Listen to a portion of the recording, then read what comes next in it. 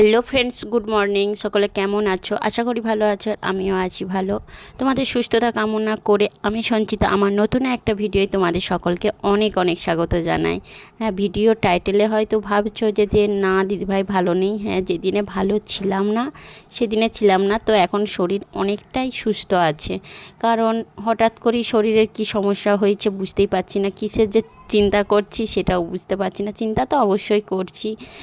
আর সকালবেলায় দেখো তোমাদের দাদাভাই জল ধরছে, কারণ তোমাদের দাদাভাই যত দিন বাড়িতে থাকে ততদিন কিন্তু এই কাজগুলো আমাকে করতে হয় না, সেই করে দেয়। জল ধরা বলো বা এমনি টুকিটাকি বাইরের কাজ বলো, তারপর যাবতীয় সাধারণ বাইরের কাজ তো সেই করে, সেগুলো আমি করিই না। সকালবেলাতেই দেখো বিছানাটা বাগিয়ে নিচ্ছি, কারণ বিছানাটা যতই ঘর দুয়ার পরিষ্কার থাক, বিছানাটা একটু পরিষ্কার না থাকলে যেন একদমই ভালো লাগে না, মনে হয় যেন ঘর দুয়ার আরও অপরিষ্কার হয়ে আছে।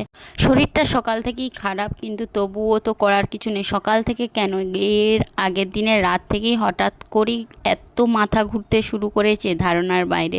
কিন্তু কী জন্য, কী কারণ কোনো কিছুই বুঝতে পারছি না। তবুও বাড়ির বউ, কিছু তো কাজ করতেই হবে। এদিকে টুকিটাকি যা যে কাজ ছিল সেগুলোকে সেরে নিয়ে বসেছিলাম, আর তোমাদের দাদাভাই বলছে যে দাঁড়াও, তোমার মাথায় আগে একটুখানি তেল দিয়ে দিই, দেখবে অনেকটা কিন্তু ভালো লাগবে। তার জন্য সকালবেলাতেই তোমাদের দাদাভাই আমার মাথায় একটু তেল দিয়ে দিচ্ছিল, নারকোল তেল।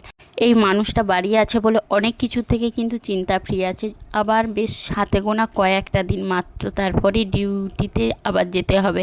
তখন যে কি করব না করব এই চিন্তা শুধু মাথার মধ্যে ঘুরতে থাকছে, আর শরীর অসুস্থ হতে থাকছে। সত্যি কথা বলতে কি, এত চিন্তা কিন্তু আমি এর আগে কোনোদিনও করিনি। কারণ এতটা পরিমাণ কাজ বাড়িতে বলার নয়, বাইরের কাজ বাড়ির কাজ সব সামালবোটা কী করে, এই নিয়েই শুধু চিন্তা করে যাচ্ছি। তারপরে আমি এসেছিলাম, একটু শরীরে অসুস্থ থাকলেও করার তো কিছু নেই, কিছু কাজ করতেই হবে। আমি মিস্ত্রিদের জন্য চা বানাতে এসেছিলাম, আর এইদিকে দেখো বাইরেতে বাবা আর ছেলে সকালবেলায় শুরু করে দিয়েছে ক্রিকেট খেলতে। তারপর আমি এদিকে বসে পড়েছিলাম সবজি কাটতে। আর যেহেতু রান্না করবো না, মাই রান্না করবে, কারণ এই গ্যাসের মধ্যে গরমের মধ্যে উনানের চালে থাকতে পারবো না। তার জন্যই মাকে বললাম যে আপনি রান্না করবেন, আমি রান্না করতে পারবো না। আর এদিকে রান্না জোগাড় করে দিচ্ছিলাম, কারণ মায়ের একা হাতে তো সমস্ত কিছু করা সম্ভব নয়। তার জন্য এদিকে আমি বসে বসে সবজিগুলো কেটে দিচ্ছিলাম, আর যা যা করার আর কি, সবজি কাটা ধোয়া এই সকলেই করে দিচ্ছিলাম। তারপর বাকি যা কিছু কাজ আছে সেগুলো মাই করে নেবে। আর বাড়ির বউ যতই শরীর অসুস্থ থাক, যাই থাক নাই থাক, কিছু কাজ করতেই হয়। শ্বশুরবাড়িতে থাকলে কিন্তু মেয়েরা যতই অসুস্থ থাক আর যাই করুক না কেন, কোনোভাবেই কিন্তু ফাঁকা থাকে না, ঠিক কিছু না কিছু কাজ করেই যেতে হয়। তবে হ্যাঁ, তোমাদের দাদাভাই আছে বলে কিন্তু সত্যি অনেকটাই কিন্তু হেল্প হচ্ছে। না হলে যে আমার কি অবস্থা হতো সেইটা ভেবেই কিন্তু আমার প্রেশার কমে যাচ্ছে দিনকে দিন। তারপরে আমি চলে এসেছিলাম একটু খাবার বানাতে বলতে তোমাদের দাদাভাই কিন্তু এখন মুড়ি খায় না একদমই, ছাতুর শরবত খায়, তাও আবার টক দই দিয়ে। তার সাথে সাথে আমিও খেয়ে নিই ছাতুর শরবত একটুখানি টক দই দিয়ে। ওজন তো অলরেডি প্রচুর পরিমাণ বেড়ে গেছে, কারণ আমার চোখ মুখ দেখে বা যারা কন্টিনিউ ভিডিও দেখো তারা কিন্তু দেখেই বুঝতে পারবে যে হ্যাঁ, আবার কিন্তু আমার ওজনটা বেশ বেড়ে গেছে। কারণ 2-3 মাস অলরেডি হয়ে গেছে আমি ঠিকঠাকভাবে না ডায়েট করছি, না কোনো কিছু করছি।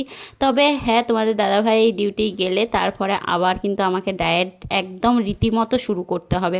খাওয়া দাওয়ার পর তোমাদের দাদাভাই নিয়ে গিয়েছিল ডাক্তারের কাছে একটুখানি প্রেশারটা মাপবার জন্য। আমি বলছিলাম থাক, আমি যাব না, কারণ 1-2 দিন দেখি, তারপরে কিন্তু আমি দেখাবো। বলছে না, আমি আছি বাড়িতে, কি সমস্যা না সমস্যা চলো আমি দেখিয়ে আনছি। তার জন্যই ওর সাথে গিয়েছিলাম। প্রেশারটা একটুখানি মাপে বললো যে প্রেশারটা অল্প একটুখানি কম আছে। তুমি কি এমন চিন্তা করছো যে প্রেশারটা কম আছে? এই রকম তোমাদের দাদাভাই আমাকে কন্টিনিউ জিজ্ঞাসা করে যাচ্ছে, আর বলে যাচ্ছে যে এত চিন্তাই বা করছো কেন, সব ঠিক হয়ে যাবে, অত ভেবো না। আমি ঠিক সমস্ত কিছু বলে দেবো, ম্যানেজ করে দেবো, আর ঘরেতেও সমস্ত কিছু ঠিকঠাকভাবে বলে যাব। তাই অত চিন্তা করো না, কারণ চিন্তা করে করে শরীরটা খারাপ করছো, আর নিজের শরীরের সমস্যা হলে তখন দেখবে আরও সমস্যা বাড়বে। তো ভাবলাম একদিকে ঠিকই বলছে, কিন্তু মাথা কি কথা শুনবে কেন, মাথার মধ্যে তো সেই একই জিনিস ঘুরছে। ঘরে এসে দেখো তোমাদের দাদাভাই আমার জন্য ওআরএস রেডি করে দিচ্ছে, আর বলেছে যে বেশি করে ওআরএস খাও, দেখবে অনেকটাই নর্মাল হয়ে যাবে। ওষুধ আরে খেতে হবে না। যাই হোক, তারপরে অনেকক্ষণ ভিডিও বানাচ্ছিলাম না, কারণ খাওয়া দাওয়া করে দুপুরবেলায় শুয়ে পড়েছিলাম, অনেকটাই রেস্টের প্রয়োজন ছিল, রেস্ট করছিলাম একদম রাত্রেবেলায়। তোমাদের দাদাভাই নিয়ে এসেছে প্রচুর দোকানের জিনিস, বলছে তোমাকে যাতে না 1-2 মাস দোকানে যেতে হয়, তার জন্য কিন্তু আমি সমস্ত কিছু জিনিস এনে দিচ্ছি। 1-2 মাস 2 মাস হবে না, কিন্তু 1 মাস তো যেতে হবে না, সেই রকম বলছে তোমার জন্য আমি সমস্ত কিছু বাড়িতে এনে রেখে যাচ্ছি, যাতে তোমাকে বেশি ছুটাছুটিটা না করতে হয়। সত্যি মাঝে মাঝে ভাবলেও ভালো লাগে। আর মাঝে মাঝে এই সব জিনিসগুলো ভীষণ মিসও করি, যখন ডিউটিতে চলে যাই, যখন নিজেকে একা হাতে সমস্ত কিছু করতে হয়, তখন না ভীষণ কষ্ট হয়। এই জিনিসগুলো মিস করি বলেই কষ্টটা বেশি হয়। আমি জিনিসগুলো বার করে সমস্ত কিছু বাগি গুছিয়ে রাখছিলাম, কারণ না হলে তো সামনে পড়েই রয়েই যাবে, যতক্ষণ না আমি বাগাবো, আর বাগানো তো আর হবে না। তোমাদের দাদাভাই যদি গুছিয়ে দেয় কোন জিনিস কোনখানে রাখবে, সেটাই আমি বুঝতে পারবো না। আর চিনিগুলো ঢালতে ঢালতে 4টিখানি চিনি পড়ে গিয়েছিল, সেইটাকে আমি আবার কুড়িয়ে ডিবেতে কুড়িয়ে নিলাম। আর তোমাদের দাদাভাই একটুখানি আমার ভিডিও বানিয়ে দিয়েছিল। আর এইটা হলো প্রায় রাত 9টা 9:30টার পর তোমাদের দাদাভাই বাইরে থেকে এসেছে আর নিয়ে এসেছে আইসক্রিম। আমি ছেলেকে পড়াচ্ছিলাম, তার অঙ্ক কমপ্লিট হয়নি, তবু সে বাপি আইসক্রিম এনেছে দেখে সে তো আনন্দে আত্মহারা। যাই হোক, আমরা আইসক্রিম খেয়ে নিই। রাত্রেবেলা আইসক্রিম খেতে কিন্তু বেশ ভালো লাগে। কার কার ভালো লাগে কমেন্টস করে জানিও। সকলে ভালো থেকো, সুস্থ থেকো। ভিডিওটা ভালো লাগলে লাইক, কমেন্ট, শেয়ার।